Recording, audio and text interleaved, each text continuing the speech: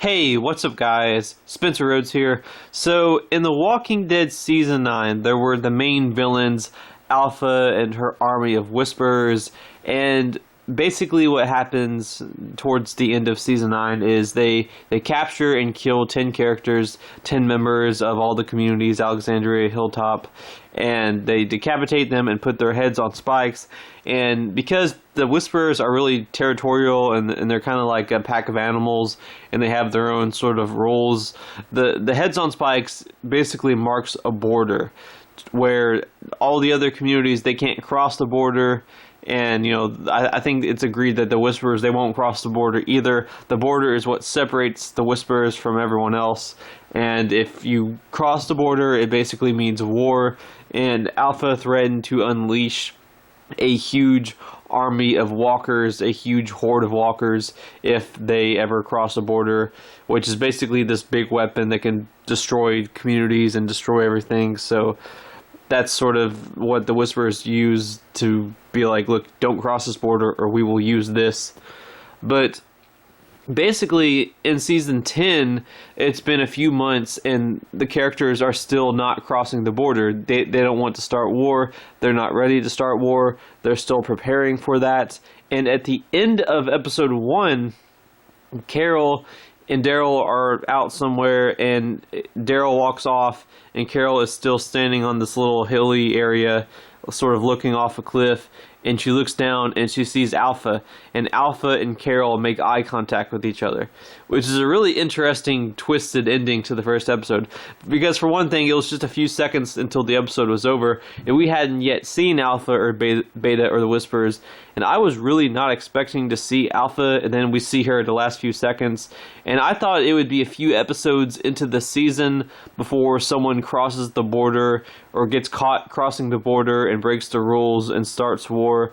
But it seems like what Carol did could end up being what starts the war. They're not allowed to cross the border, and either Carol crossed the border. I don't know if it was Carol and Daryl that crossed the border or if it was Alpha that crossed the border, but I think Carol crossed the border, and at the end of Episode 1, Carol and Alpha make eye contact with each other.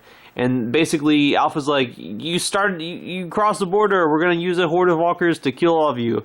I mean, I think that's what it means. So it's a really interesting way to end Episode 1. So I figured maybe we'd go 4 or 5 episodes, or the whole first half even, without having someone cross the border and starting a war.